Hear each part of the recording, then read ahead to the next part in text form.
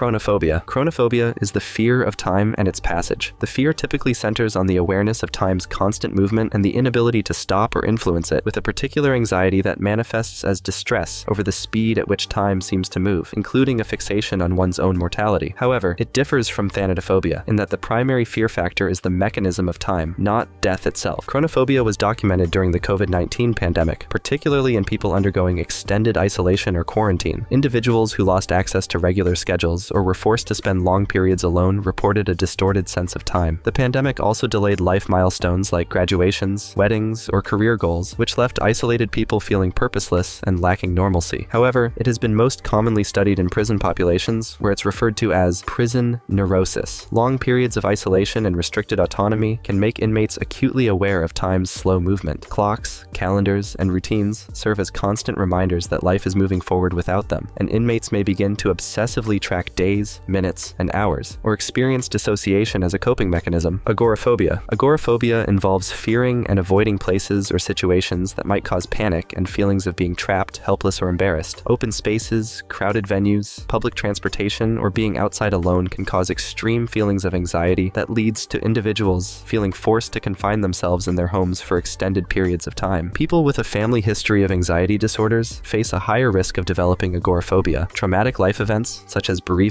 or assault, can also trigger onset. Some individuals experience an abnormal sense of balance that makes wide or visually chaotic areas feel disorienting and unsafe. Symptoms range from heart palpitations, nausea, and dizziness to intense psychological fear of losing control or dying. Without intervention, the condition rarely improves on its own and can persist for years, causing long-term isolation and functional impairment. Mysophobia. Mysophobia, commonly known as germophobia, is a pathological fear of contamination and germs. This condition is often associated with obsessive-compulsive disorder, where the fear of germs manifests in repetitive behaviors intended to mitigate anxiety. Common behaviors among individuals with mysophobia include excessive hand-washing, avoiding public spaces or physical contact to reduce exposure to germs, and dedicating significant time to cleaning and sanitizing their environment. Physical symptoms may mirror general anxiety responses, such as lightheadedness, rapid heartbeat, sweating, and shaking when confronted with situations perceived as unclean. Notable individuals who have been reported to experience mysophobia include Nikola Tesla, Howard Hughes, and Howie Mandel. Mandel, for instance, has openly discussed his struggles with OCD and mysophobia, which influence his behavior such as avoiding handshakes and maintaining a shaved head to feel cleaner. Ambulophobia. Ambulophobia is the irrational fear of walking, often seen in older adults who may avoid movement entirely to prevent falls. While rare, it can severely limit independence and daily functioning. The condition may begin after a traumatic fall or injury, but it can also develop through observation, such as watching someone else fall, or through a general anxiety disorder. Additionally, if an individual experiences a traumatic event related to walking, their mind might associate walking with fear or anxiety. This association can become so strong that the act of walking itself triggers those fearful emotions, even in situations without any real danger. Symptoms range from physical reactions like dizziness, sweating, and rapid heartbeat to intense psychological distress and panic attacks. Many people with ambulophobia feel trapped in their homes, unwilling to walk even short distances. Sonophobia. Sonophobia is an intense, irrational fear of sound. Unlike general sound sensitivity or annoyance, sonophobia involves a deep emotional and physical response, often panic, distress, or even pain, triggered by everyday noises. For someone with sonophobia, ordinary sounds such as a phone ringing, a dog barking, or the hum of fluorescent lights may become intolerable. It differs from similar conditions like hyperacusis, which is a physical sensitivity to sound, or misophonia, where specific sounds cause anger or disgust. Sonophobia is dominated by fear, sometimes generalized and sometimes tied to specific sounds. In neurological contexts, the term is also associated with migraines, where sound sensitivity worsens symptoms. In some individuals, it may emerge following a traumatic auditory experience, such as exposure to an explosion, a violent event, or a prolonged period of sensory overload. In children, it might manifest as an extreme fear of loud or unexpected sounds. Cibophobia. Cibophobia is the fear of food or eating. Unlike anorexia, which is driven by body image and fear of weight gain, cibophobia is rooted in fear of the food itself. People with this condition may avoid eating altogether or limit themselves to a small selection of safe foods, fearing contamination, choking, poisoning, or allergic reactions. This inevitably leads to weight loss and nutritional deficiencies. The phobia can develop after traumatic events such as choking incidents, severe allergic reactions, or witnessing someone else suffer from food-related harm. People with emetophobia, the fear of vomiting, may become cibophobic to avoid triggering nausea. Those with obsessive-compulsive disorder may also develop food-related rituals to prevent prevent imagined contamination. The psychological distress is often intense, with sufferers reporting panic, sweating, or gagging at the thought of certain foods. Avoidance is not based on taste or preference, but on irrational fear. In some cases, even the smell or appearance of food can trigger anxiety. Decidophobia. Decidophobia is the fear of making decisions. The term was introduced by philosopher and psychologist Walter Kaufmann in 1973. He described it as a tendency to avoid responsibility by deferring choices to external authorities like ideologies, rules, or figures of power. This avoidance gives the illusion of certainty and relieves anxiety about making mistakes.